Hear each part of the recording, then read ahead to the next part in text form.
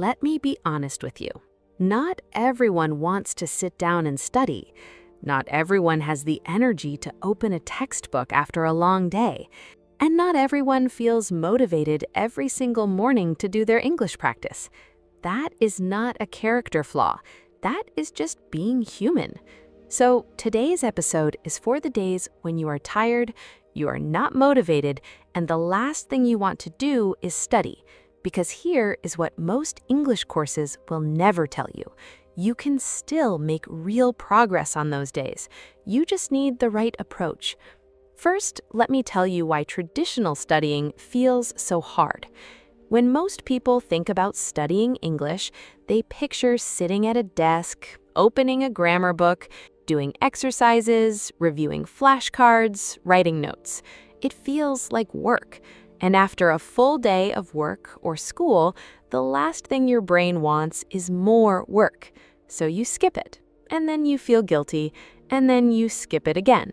And before long, you have not practiced English in 2 weeks, and you feel like you're falling behind. This cycle is not a motivation problem, it's a method problem. The solution is not to force yourself to study harder.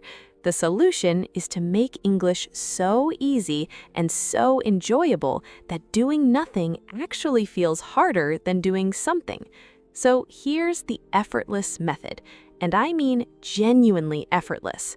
Step 1. Replace one thing you already do with an English version of it.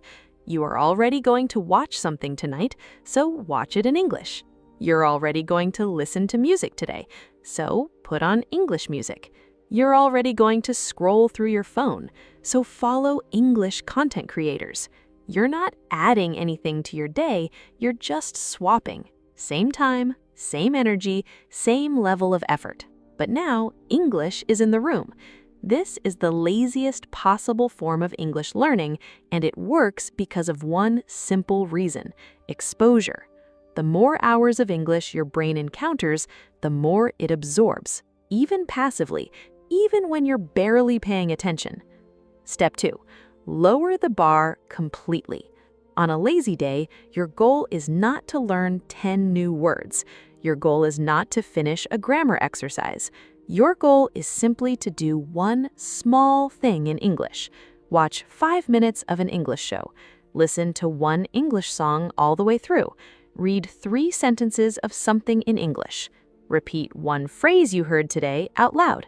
That's it. One small thing. This matters because consistency beats intensity every single time. Doing something tiny every day is infinitely more powerful than doing something big once a week. Your brain builds language through repetition over time, and even the smallest daily dose keeps that process moving.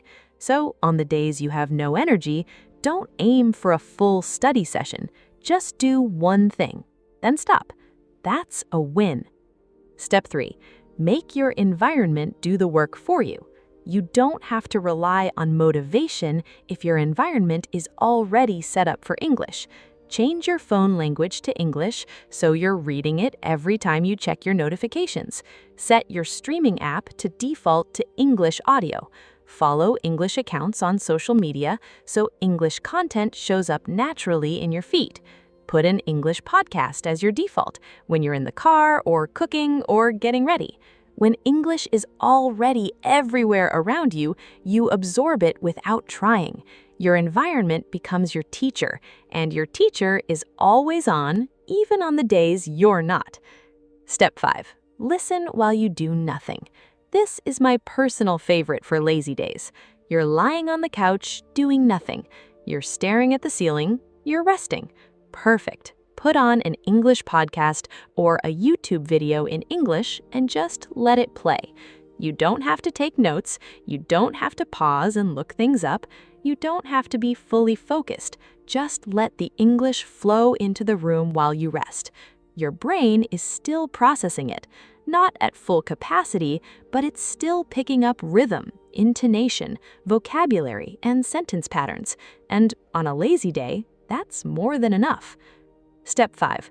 Talk to yourself for 2 minutes.